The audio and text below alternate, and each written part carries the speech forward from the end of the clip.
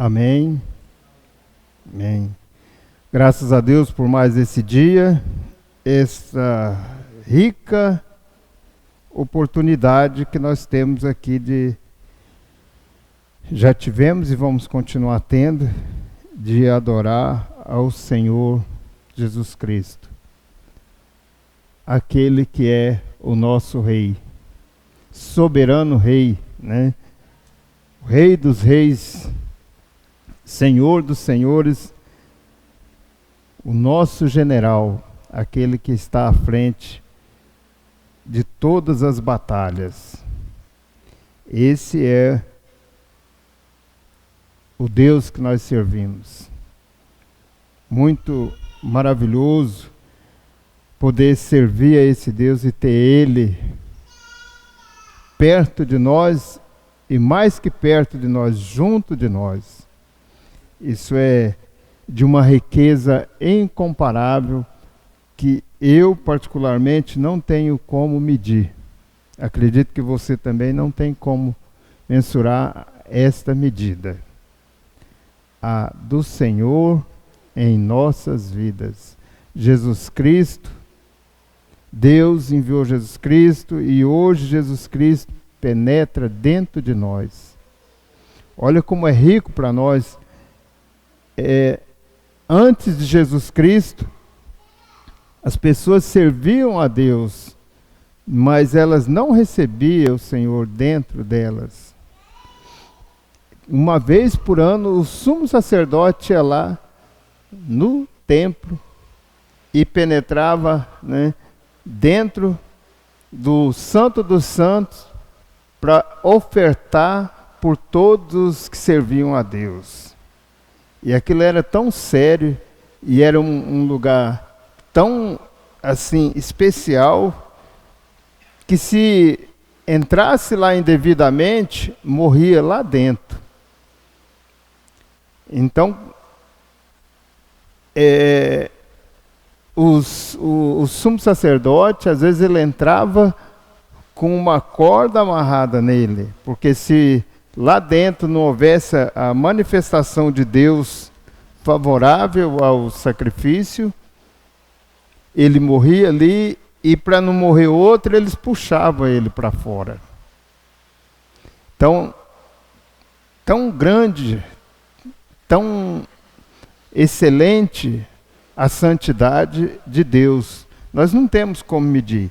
E aí veio Jesus Cristo, ele enviou Jesus Cristo, aquele tinha uma separação com um véu, aquele véu se rasgou de alto a baixo, e nós temos condições de receber esse Jesus Cristo dentro de nós e de entrar no Santo do Santo e adorar Ele livremente. Livremente. E nós aqui no Brasil temos maior liberdade ainda. Temos o país não proíbe as religiões, não proíbe as igrejas de se reunir. Então nós temos essa liberdade ainda mais estendida pelos nossos governantes. Há países aí que as pessoas não podem se reunir como nós nos reunimos aqui, livremente. Mas nesses lugares também se serve a Deus. Quantas pessoas se servem a Deus, se reúnem nos túneis, nos porões, às escondidas, porque não pode mostrar a sua fé. Mas nós temos essa liberdade. Aproveite a liberdade que Deus te deu para servir a Ele. E sirva a Ele com toda a tua força. Toda a sua força. Sirva com toda a sua força. Porque Ele merece. Você jamais você entregaria a sua vida por alguém. Jamais. Jamais você aceitaria passar por todo aquele sofrimento que Jesus Cristo passou pelas pessoas. Você acha que você passaria por isso? Pelos outros? Acredito que não. Você partiria, batia em retirada, né? Mas Jesus Cristo passou. Ele suou gotas de sangue nos momentos finais, porque ele sabia que aquele momento não seria fácil para ele. Mas ele passou por nós, por mim e por você. E hoje nós estamos aqui. Estou eu aqui e vocês estão aqui, podendo servir a esse maravilhoso Deus, grandioso Deus. Este é o meu Deus e este é o seu Deus. A Ele toda a honra, toda a glória. Abram as Bíblias de vocês em Romanos capítulo 13, o verso 8. Nós vamos ler primeiramente o verso 8. Abram as Bíblias de vocês. Domingo passado nós estivemos ausentes daqui, nós estávamos lá em Ariquemes, com a igreja lá em Ariquemes, reunidos lá. Fomos convidados para estar lá e assim nós fomos para lá. Hoje estamos aqui, a igreja está reunida, um número reduzido de pessoas, vários irmãos estão viajando, né? Da música aqui está faltando pelo menos duas pessoas que estão viajando, né, Toninho? Mas a obra de Deus não para. Os que estão aqui reúnem e adoram o Senhor. O que a Bíblia diz é: onde estiver 2 ou 3 reunidos em meu nome, ali eu estarei no meio deles. Nós estamos muito mais do que em 2, né? Ou 3, muito mais que em 3. E Deus está no nosso meio. Não precisa estar cheio aqui. Que bom é estar cheio. Mas se os irmãos precisam viajarem, né? Faz parte do nosso dia a dia. A Margarida falou aqui que vai viajar. Nós vamos orar por você, viu, Margarida, pela sua viagem. Então, já abriram aí Romanos capítulo 13, o verso 8. Diz assim: a ninguém devais coisa alguma, a não ser o amor, com que vos ameis uns aos outros, porque quem ama aos outros cumpre a lei. Esse texto ele começa com uma advertência. Ele está me advertindo e ele está advertindo todos nós. Creio que Paulo escreveu essa carta aos Romanos, né? E ele, lá naquele tempo, ele fez uma advertência para aqueles irmãos lá, os romanos. A ninguém deveis coisa alguma. A ninguém. Talvez aquele povo lá fosse, quem sabe, tivesse muitos nós cegos no meio daquele povo, né? Que deve, faz dívida e não pagava, não honrava seus compromissos. Mas talvez eles estivessem falando também de algo mais elevado do que dever dinheiro a alguém. Sim, nós quando contraímos uma dívida, nós precisamos honrar e pagar, né? Precisamos fazer isso. Precisamos estar com as nossas contas em dias. Não é errado você comprar no crediário. Isso não é errado, né? Nos tempos que nós vivemos, isso não é errado. Porém, nós temos que saber fazer nossas contas para poder chegar nos dias dos vencimentos, nós ter como pagar nossas contas. Isso é honroso, isso é valoroso, isso é dar testemunho de que somos cristãos. E Paulo disse: a ninguém devais coisa alguma. Eu não devo dever nada a ninguém. A única coisa que ele permitiu aqui é o amor. O amor tem que estar constante o tempo todo. E se nós formos buscar na Bíblia, nós vamos encontrar lá o seguinte, que devemos amar nossos inimigos. Você quer um extremo maior do que esse? Você amar o seu inimigo? E esse inimigo aqui que ele está falando, não está falando do inimigo diabo, ele está falando do inimigo, nossos inimigos aqui na terra, quem se põe como inimigo nosso. O diabo, ele não merece ser amado. O diabo jamais. Mas aqueles que se põem como inimigo nosso aqui na terra, porque há quem se opõe, esses devem ser amados. E que jeito você vai fazer isso? Você não vai ficar lá alisando o seu inimigo e fazendo carinho, um cafuné nele. De jeito nenhum. Né? Você não vai fazer isso. Mas você vai orar por ele. Você não vai desejar mal a ele. Você vai desejar boas coisas a ele. E você vai orar por ele para que ele conheça a Deus e sirva a Deus juntamente com você.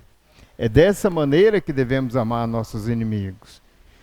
Não devemos jamais colocar obstáculos na vida dele para que ele se arruine.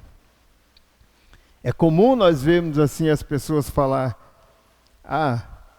que se exploda, que se, né, aquele lá que merece morrer. Não é comum? Não escuta isso aí constantemente? Merece morrer, né? Porque é um desafeto nosso. É alguém que às vezes já nos distratou, já nos colocou numa posição desagradável, já nos humilhou, alguma coisa assim. E aí nós achamos que ele merece morrer, mas não, ele merece a salvação. Ele merece o amor de Jesus Cristo sobre a vida dele. E aí tudo vai mudar. Tudo vai se transformar. Precisamos entender que quando o amor chega, tudo muda. Onde o amor chega, há uma mudança completa. Há uma direção oposta da que se estava. O amor do Senhor cobre toda a transgressão anterior cometida. Porque o amor do Senhor vem com perdão, o amor do Senhor vem com sabedoria, o amor do Senhor vem com mudança de vida. Por isso que Paulo colocou aqui, a ninguém devais coisa alguma. Você não deve se prender a ninguém. Como é difícil quando você vê alguém presa a uma outra pessoa por alguma situação. Normalmente a gente vê muito isso aí no meio político, né? Os políticos sempre têm alguma coisinha do outro ali e tal, e às vezes fica um na mão do outro. Um fica preso ali na mão do outro. Se nós olhar o contexto do nosso país hoje, os nossos políticos estão todos presos em situações, porque 99,9% deles tem alguma coisa que deixou a desejar e aí eles estão presos ali. Estão presos por alguma situação. E nós, ainda que por uma situação boa, não devemos nos prender a ninguém. Porque quando nós nos prendemos a alguém por dever alguma coisa para alguém, logo nós nos tornamos um escravo daquela pessoa. Então nós precisamos nos atentar para não se prender a ninguém. Não dever nada a ninguém. Somente o amor. É o que o texto está falando aqui. E aí ele diz assim, quem ama o outro ou os outros, cumpriu a lei. A lei, para que é a lei? Para que serve a lei? O que você acha? Para que você acha que serve a lei? Quem arrisca me dizer para que serve a lei? Qual a função da lei? Vocês sabem qual a função da lei? A lei, ela tem a função de cobrar das pessoas que ande pelo jeito correto, o jeito certo. Porque se você andar fora da lei, ela vai te pegar e ela vai te prender. Você passa a ser devedor da lei. Por isso que hoje tem muita gente presa nesse país e em todos os lugares do mundo, porque eles transgrediram as leis dos seus países. Mas nós temos a lei do nosso país e nós temos a lei de Deus para nós cumprirmos. A lei de Deus está aqui, ó, na Bíblia, a palavra do Senhor. E Deus te deu uma capacidade de estudar a palavra do Senhor, meditar na palavra do Senhor e aprender sobre as leis dele e saber como ele quer que você caminha. E nesse aspecto, você tem, em você, cada um tem, a consciência que vai te acusar ou te defender. A sua consciência deve fazer isso. Se a sua consciência não te mostra para você quando você está errado e quando você está certo, você está precisando urgente de buscar a face de Deus para a sua vida. Porque coisa terrível é você sair aí fazendo o que bem pensar e a sua consciência está tranquila. Se você tem que ser aquela pessoa que, se você transgrediu em alguma coisa, nenhuma palavra, nenhum ato, nenhum gesto, numa negligência, no que for, a sua consciência tem que te acusar o tempo todo, até que você vai lá e repara aquele feito seu. Se não for assim, a sua caminhada aqui vai ser perdida. E chegar lá no último dia, o Senhor vai te dizer que não te conhece. Veja como é terrível, se você não tiver essa consciência que te acusa ou que te defende. Ela é a baliza para nós. Deus nos dotou de consciência. Não foi de graça, não foi à toa. E hoje, tão comum nós vermos no meio cristão a falta de consciência, a falta de saber que você precisa reparar os seus erros, seus danos e se achegar mais a Deus para que Deus te dê capacidade de andar de maneira digna. Então, a ninguém devais coisa alguma, a não ser o amor. E você deve procurar cumprir a lei, né? Para que você ande de acordo com a lei. Eu quero ler com vocês em 1 João, capítulo 3, o verso 4. 1 João, capítulo 3, verso 4. Diz assim: qualquer que pratica o pecado também transgride a lei, porque o pecado é a transgressão da lei. Então, para nós, vamos fazer aí um paralelo, né? Para muitos, transgredir a lei é roubar, matar, né? Para muitos é isso aí, transgredir a lei. Mas para nós é muito mais do que isso. É pecar. Se eu estou em pecado, eu estou transgredindo a lei. E aí você precisa saber, a sua consciência precisa te mostrar que você está em pecado. Ou que você não está em pecado. De repente você se deparou com uma situação que as pessoas estão te acusando. Mas a sua consciência, que vem do Senhor, está te inocentando. Ou, de repente, As pessoas estão falando assim, não, isso aí é normal, isso aí não tem nada a ver, não. Mas a sua consciência está te acusando que você pecou, que você errou. E aí é a hora de você fazer a reparação diante do Senhor e, se necessário, diante de com quem você errou.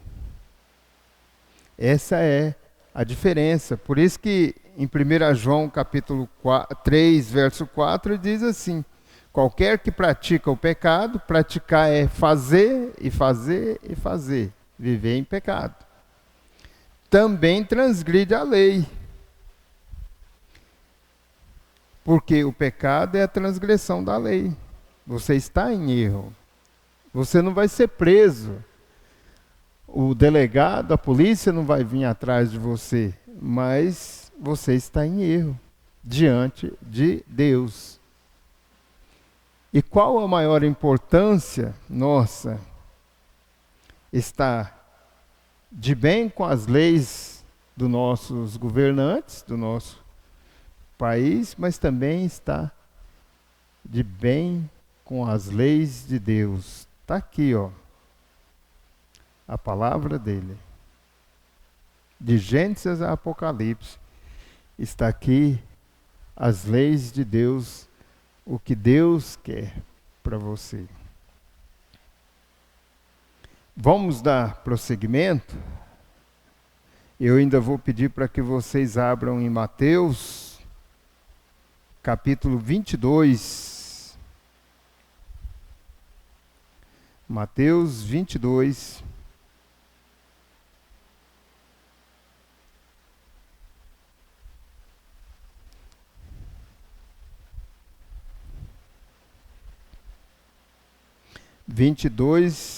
Verso 37.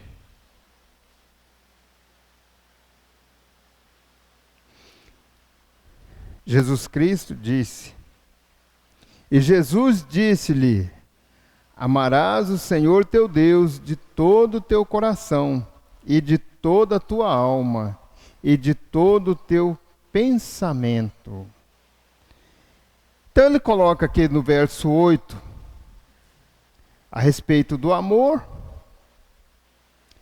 E aí, aqui em Mateus 22, Jesus Cristo está falando, amarás o Senhor teu Deus.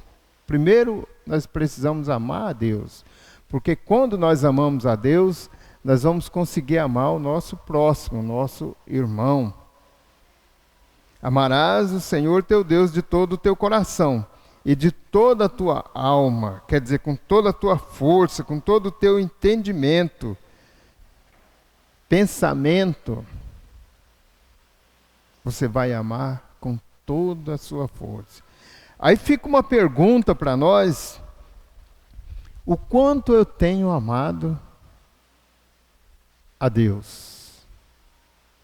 Será se nós fizermos um teste aqui, será se nós vamos nos achar aprovado ou reprovado nessa questão, amar o Senhor Deus de todo o nosso coração, com toda a nossa alma, com todo o nosso pensamento? Será se nós fizermos um teste, começarmos a avaliar, será se nós vamos achar com uma nota boa ou com uma nota mediana? Será se a nossa nota nos leva a ser aprovado ou reprovado?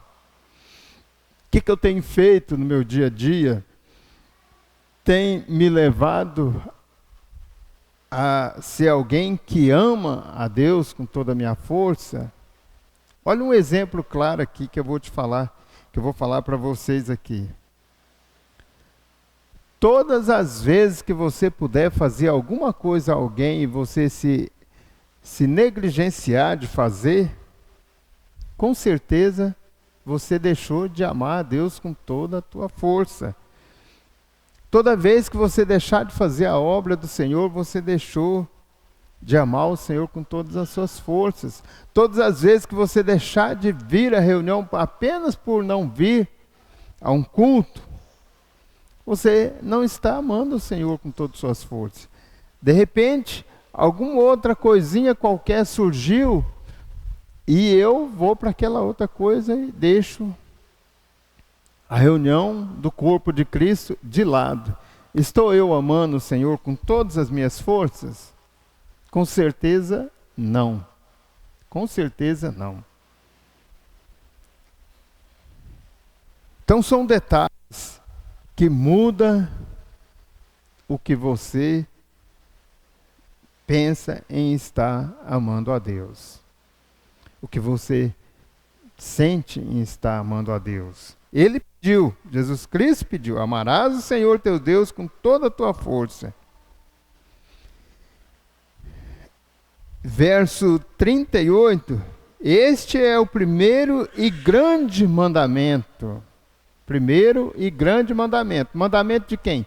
De Deus para nós. É o primeiro e grande mandamento. Supera todos os outros.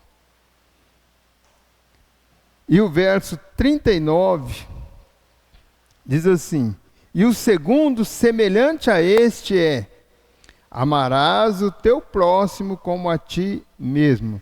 Por que que o primeiro é amar o Senhor nosso Deus com todas as nossas forças? Porque se nós cumprirmos com aquele, nós vamos ter condições de amar os demais indistintamente. Simples assim. Fácil assim.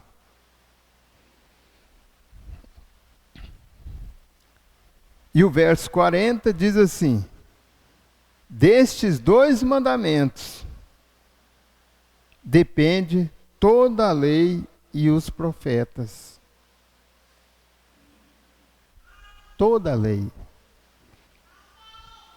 E a lei, aqui, quando nesse verso 8 de Romanos falou da lei, ele mencionou porque o povo viveu até Jesus Cristo debaixo da lei, a lei dada a Moisés para entregar ao povo de Deus, escrito nas tábuas de pedra.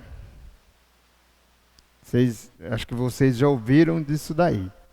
Quando o povo lá que saiu do Egito, atravessou o mar, e Deus deu a lei ao povo, através de Moisés. Um conjunto de regras para que o povo vivesse naquelas regras ali. Por aquelas regras eles servissem a Deus. Mas aí Jesus Cristo veio, cumpriu a lei. Cumpriu a lei, toda a lei ele cumpriu. E aboliu aquela lei. Porque por aquela lei o povo já não mais conseguia servir a Deus. O povo agora, através da vinda de Jesus Cristo, já tinha um novo formato de servir a Deus. Jesus Cristo cumpriu a lei e hoje ele penetra em você, ele está com você e ele está aqui agora nesse momento. E você pode falar diretamente com ele. Você pode falar diretamente com ele. Se você tiver uma enfermidade, se você tiver uma luta na sua vida, você pode falar diretamente com o Senhor.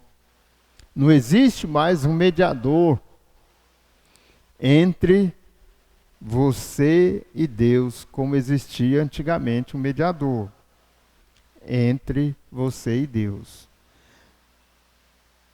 O ser humano, por sua idolatria, ele arrumou outros mediadores, mas Jesus Cristo ele foi o único mediador que rompeu com essa barreira. Mas o ser humano achou outros mediadores por sua própria conta e para sua própria condenação. Que uns pedem para o santo tal, o outro pede para o outro santo não sei o quê, e tem muitos que são denominados santos. E muito se pede para essas pessoas e não diretamente a Jesus Cristo. Quando Jesus Cristo diz, não há nenhum outro mediador entre o homem e Deus, só Jesus Cristo. Então você não precisa pedir para santo de tal ou santo, não sei, não vamos aqui citar nome, né? Você pode pedir diretamente no nome de Jesus Cristo e Deus te concede. A sua fé é que faz você receber ou não, se o seu pedido também estiver de acordo com a vontade de Deus, o centro da vontade de Deus. Se você estiver amando a Deus de todo o teu coração, como manda o texto aqui, com certeza o seu pedido vai estar no centro da vontade dele. O verso 9 diz assim: com efeito, não adulterarás, não matarás, não furtarás, não darás falsos testemunhos, não cobiçarás, e se há algum outro mandamento, tudo nesta palavra se resume: amarás o teu próximo como a ti mesmo. Novamente, ele volta a colocar a palavra amor. Eu vou dizer o seguinte, que com relação a mim, e acho que é a mesma coisa com relação a vocês, eu jamais vou dar um corte aqui no meu dedo por querer. Eu jamais vou maltratar o físico, meu físico, só por maltratar. Então é porque eu tenho zelo de mim mesmo. E eu devo ter esse mesmo zelo pelos outros, pelas outras pessoas. E o texto coloca: amarás o teu próximo como a ti mesmo. Mas voltando lá um pouquinho no início do texto, ele diz: não adulterarás, não matarás. O cristão, provavelmente, ele não vai sair e matar uma pessoa. Ele não vai matar ninguém, dar um tiro em alguém, uma facada em alguém e matar alguém. Você faria isso, Geraldo? Não, né? Então. Mas por outro lado, talvez a gente esteja matando pessoas com o nosso comportamento, com o nosso falar, com o nosso agir, com a nossa falta de amor. Com a nossa falta, com a ausência de amor nas nossas vidas pelos outros. Você já se viu em algum momento numa situação que você acha que pode ter prejudicado alguém, matado alguém com a sua falta de amor? Isso já aconteceu com você em algum momento? É possível. Isso aí não é algo impossível, não. Quando você vê, você já prejudicou as pessoas. Quando você vê, você já prejudicou o seu irmão. Se a sua consciência não está funcionando, se você não está amando como Deus manda amar, você não vai correr atrás de trazer vida novamente àquela pessoa. Você vai deixar ela morta. Então, ame a Deus de todo o teu coração, com toda a tua alma, com todo o teu entendimento, e aí você vai viver a plenitude de todas essas outras coisas. Com relação a adulterar, não adulterarás. A Bíblia pega tratando desse assunto lá bem do início, e vai até Apocalipse, tratando desse assunto de adulterar. Porque o ser humano, ele tem uma grande luta com ele, dos prazeres da sua carne, com a vida espiritual. E muitas vezes o desejo carnal fala mais forte de que o espiritual.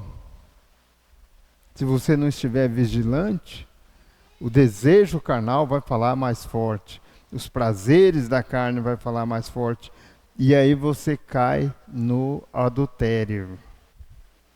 E em muitas situações.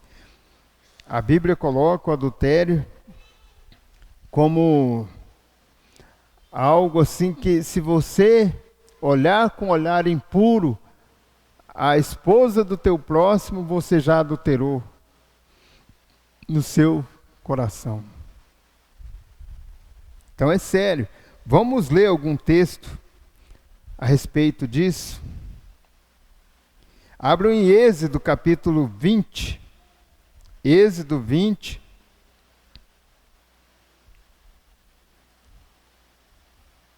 Vamos ver o que fala o capítulo 20 de Êxodo, verso 13.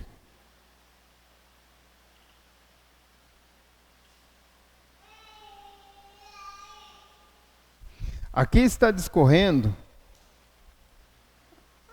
mandamentos do Senhor. Nós vamos começar a ler no verso 13, para nós chegar lá onde nós queremos, né? Então, o verso 13 diz assim: não matarás, não adulterarás.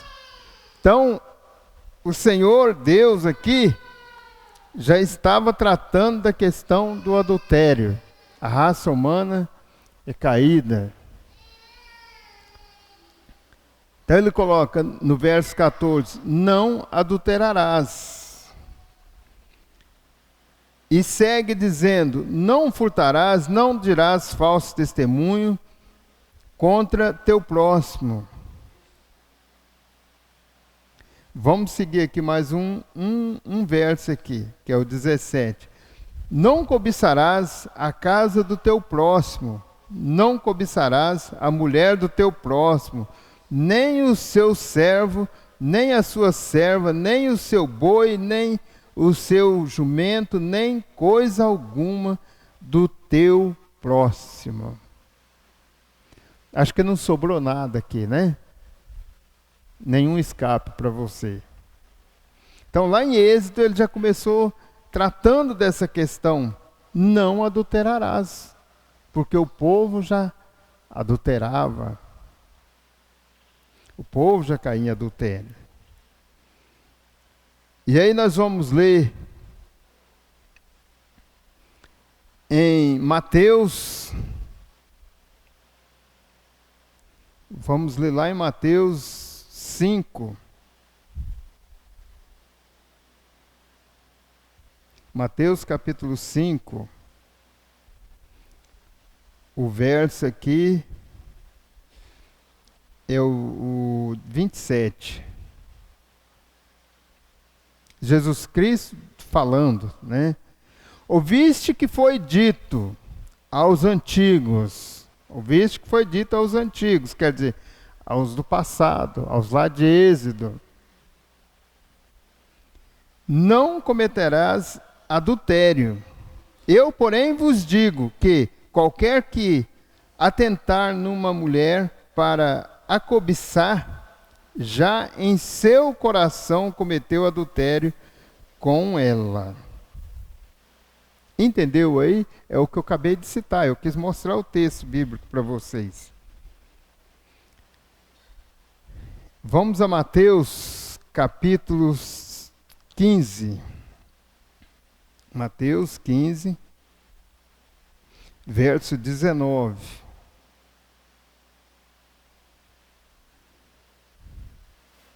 Porque do coração procedem os maus pensamentos, mortes, adultérios, fornicação, furtos, falsos testemunhos e blasfêmia. nasce lá dentro de nós um sentimento, e nós damos razão ao sentimento, e aí caímos em pecado. Não é assim, uma explosão da hora.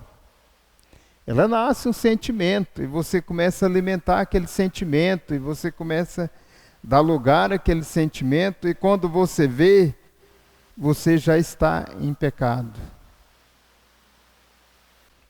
Você não está mais observando a lei do Senhor, você não está mais amando ao Senhor de todo o teu coração. E aí eu vou te chamar você para ir a Apocalipse, livro de Apocalipse. Deixa eu ver aqui, acredito eu que é capítulo 2, vamos ver aqui, deixa eu ver aqui.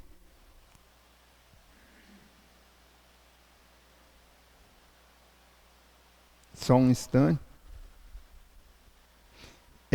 Apocalipse capítulo 2, nós vamos ler o verso 21 até o verso 23.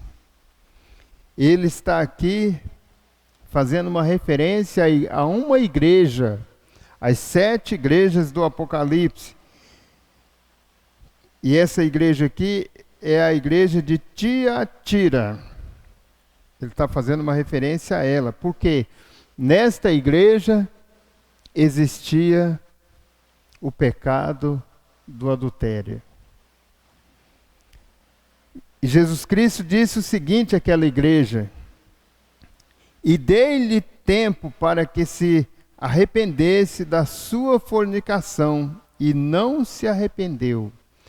Olha onde está a questão da consciência aqui que eu estava citei mais no início para vocês. Deu tempo para se arrepender da sua fornicação. Essa fornicação aqui nós podemos traduzir como adultério. Verso 22. Eis que a porei numa cama, e sobre os que adulteram com ela virá grande tribulação, se não se arrepender das suas obras.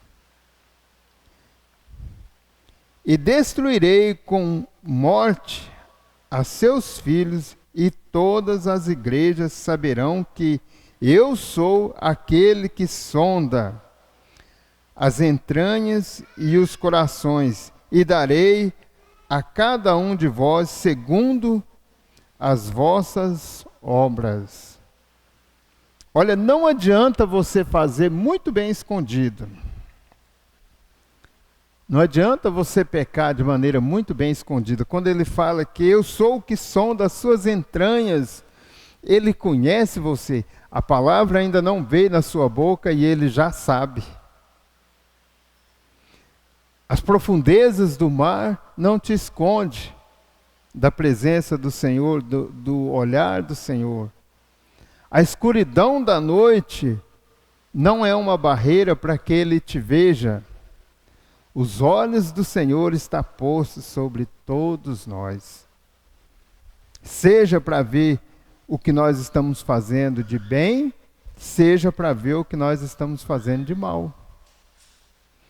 Os olhos do Senhor não saem de você, em momento algum.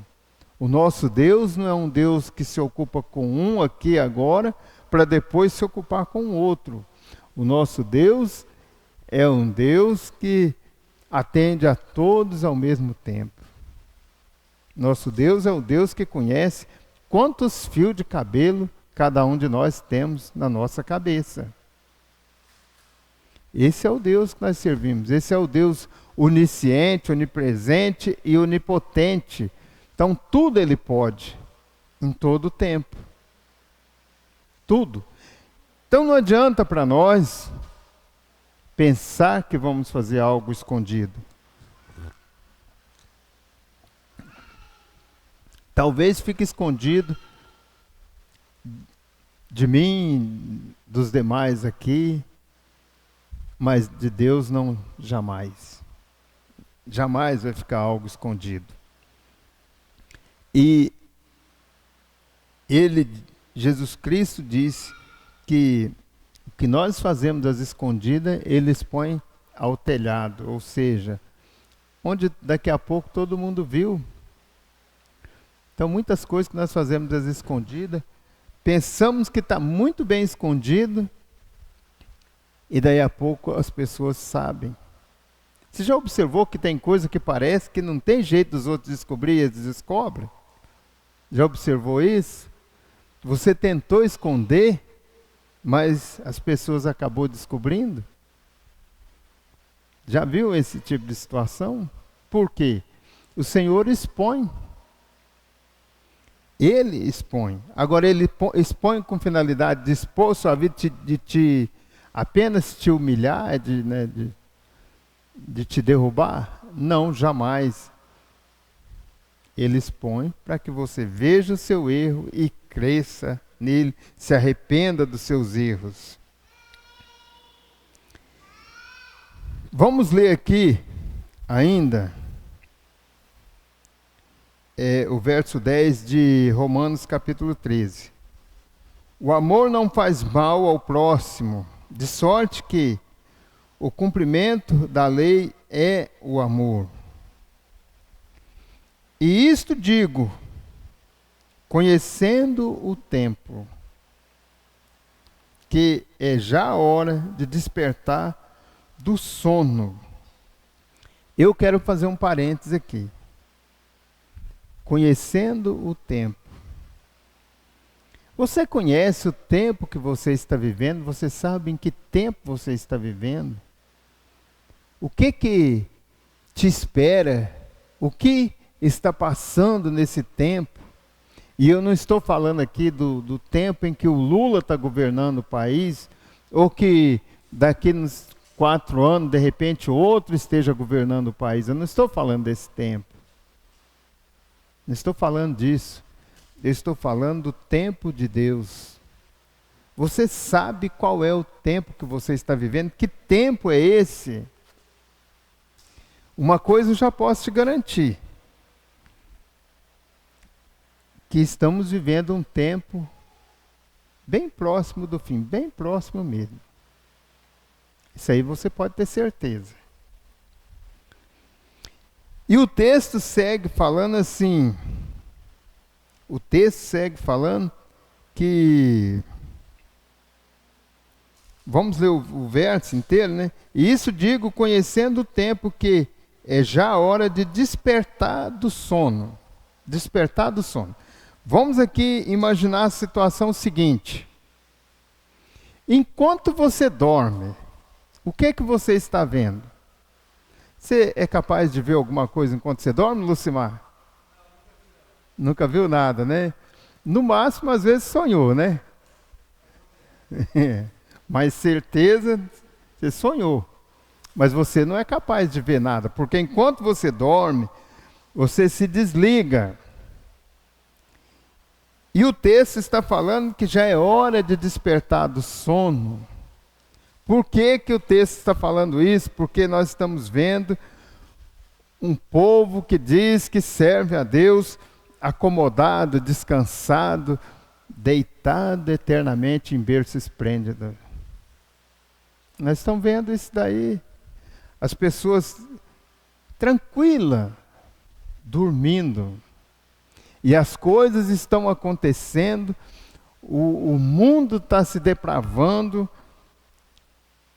estão se matando uns aos outros, mas nós não estamos vendo nada. As pessoas estão se perdendo, as pessoas estão indo a passos largos para o inferno, e às vezes nós estamos vendo, e às vezes estamos até admirando aquela pessoa.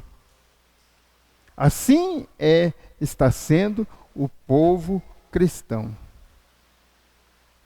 O povo cristão hoje se tornou um povo que no domingo vem na reunião à noite, no culto.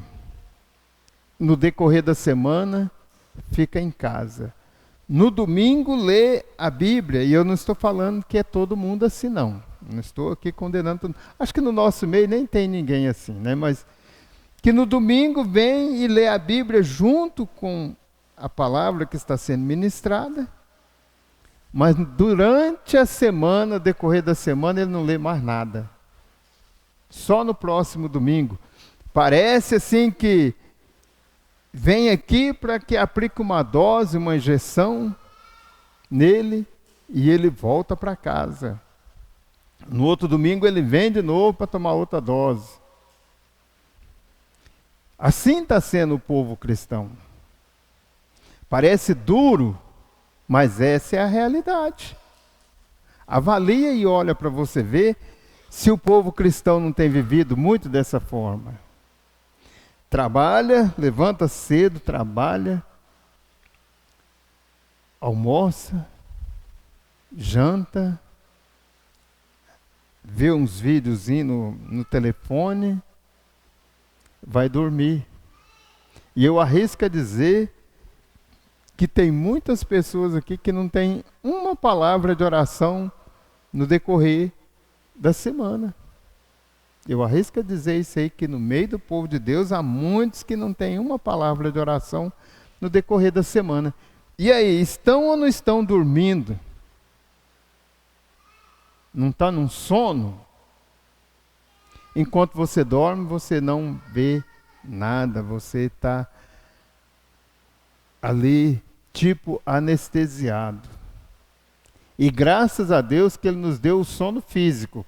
Esse sono aqui, eu estou fazendo esse comparativo, mas esse sono aqui não está se referindo ao sono físico, que o sono físico faz parte da nossa vida, nós precisamos dele. Ai de nós se passar aí 2 noites, 3 noites sem dormir, nós não vamos aguentar.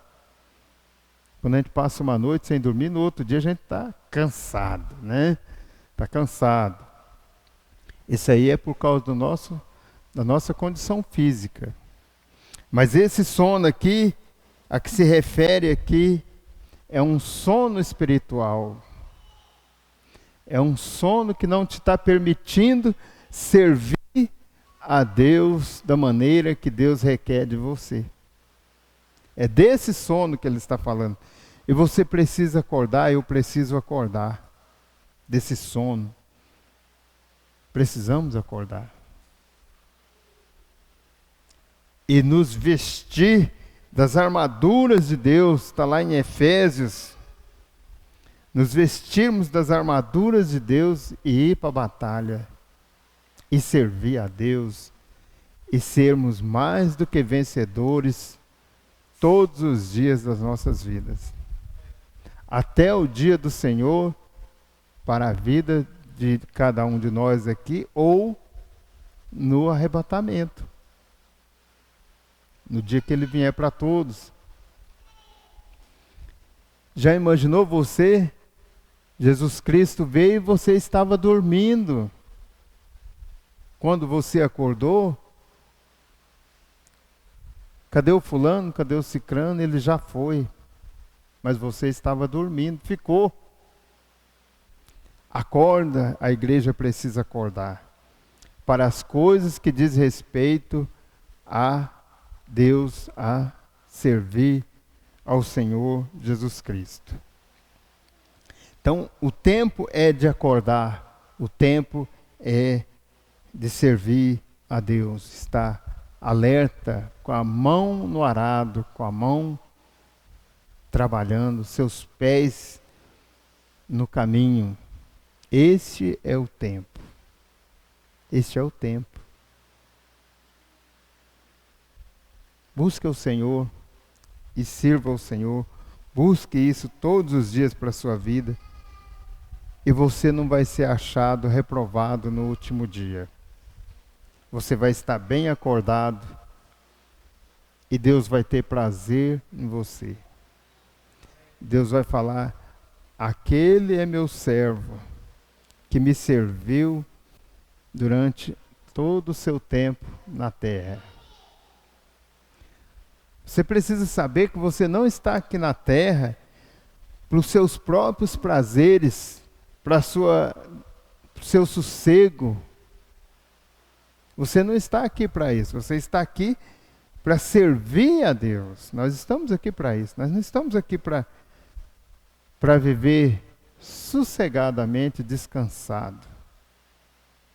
Como diz o hino nacional, deitado eternamente em berço esplêndido.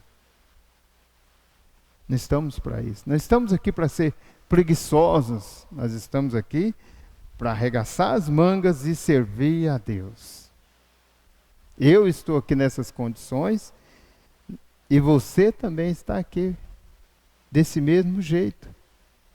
A obra do Senhor podia estar muito mais expandida.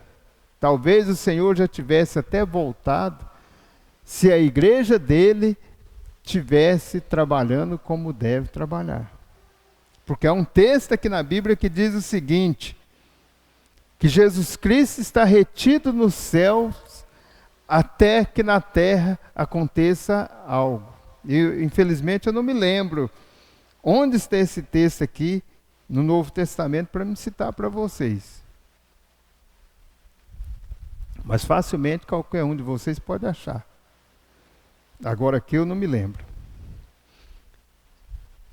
Está escrito lá, Jesus Cristo está retido no céu. Quer dizer, nós não estamos fazendo a lição de casa para que o Senhor volte. Se ele ainda não voltou, se ele está lá retido, é porque eu estou em falta. A hora que eu me aplicar em servir a Deus, em amar a Deus de todo o meu coração e fazer a obra dele, e todas as pessoas forem alcançadas pela palavra do Senhor, não estou falando aqui que todos vão ser salvos, porque não vão ser todos salvos, mas a hora que todos forem alcançados pela palavra do Senhor, a hora que acontecer algo aqui na terra, Jesus Cristo vem e busca os seus. E será por que nós queremos viver essa vida tão pobre aqui na terra? Porque nossa vida aqui é pobre mediante uma eternidade ao lado de Jesus Cristo. Há uma eternidade de gozo eterno. Nossa vida aqui é pobre, é de tormento, mas nós temos um apego tão grande a essa vida aqui, que nós deixamos de fazer a obra de Deus, e Jesus Cristo não vem buscar os seus. Porque nós não estamos... Hebreus 10, 13. Hebreus 10, 13. Vamos ler? Vamos ler? Era aí. Hebreus 10, 13.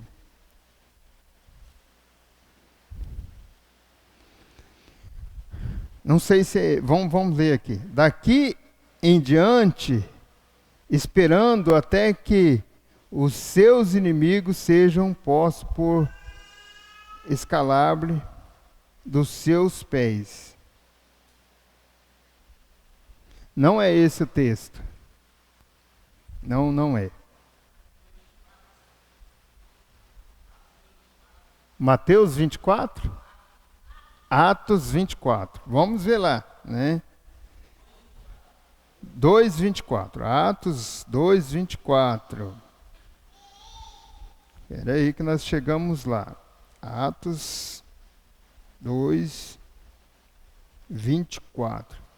Ao qual Deus ressuscitou, desfazendo as dores da morte, pois não era possível que fosse retido por ela. Não é esse texto que eu estou citando, que eu falei aqui.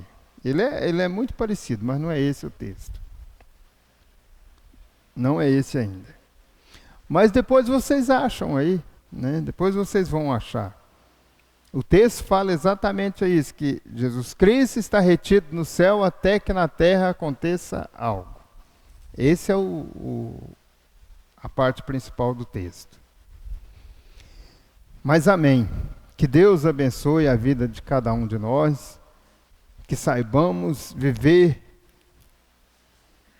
uma vida voltada para Deus, amando a Deus, buscando a Deus de todo o nosso entendimento, com toda a nossa força. Eu quero orar por nós. Nós vamos orar ali pela viagem da Margarida, mas eu quero orar. Eu estou com uma incumbência que, por Deus, que não é minha, mas é de Deus, um entendimento. E eu quero orar pelo Lourenço essa noite, viu, Lourenço? Amém? Confirma? Amém. Está confirmando ali. Vamos ficar em pé. Vamos ficar em pé. Se você quiser vir aqui, Lourenço, pode vir aqui.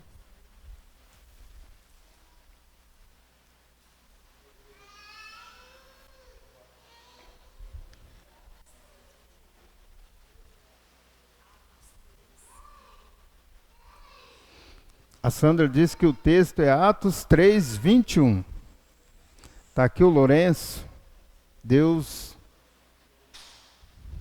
sabe da vida do Lourenço mais do que qualquer um de nós. E Deus sabe das lutas que ele passou, das lutas que ele está passando e as que ele vai passar. Deus sabe. Nós, como igreja, queremos dizer, Lourenço, que amamos a sua vida por Jesus Cristo que está aqui com você. E Ele é sempre contigo. Amém? Por mais que as coisas pareçam difíceis, por mais que pareça complicada, por mais que pareça às vezes até que não tem saída, mas Jesus Cristo está presente. E Ele é com você, assim como Ele é comigo e com todos nós aqui. Amém? Amém? Mais alguém, Toninho, quer vir aqui junto? Amém? Amém. Se você puder, levanta suas mãos. Amém. Senhor Jesus Cristo, invocamos o Teu nome, ó Pai.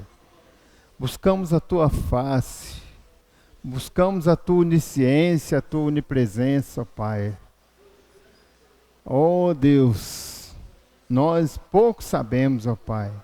Pouco conhecemos, ó Pai. Mas o Senhor, todas as coisas estão visíveis a Ti, ó Pai. Nesse momento, ó Pai, eu quero apresentar o Lourenço a Ti, ó Pai.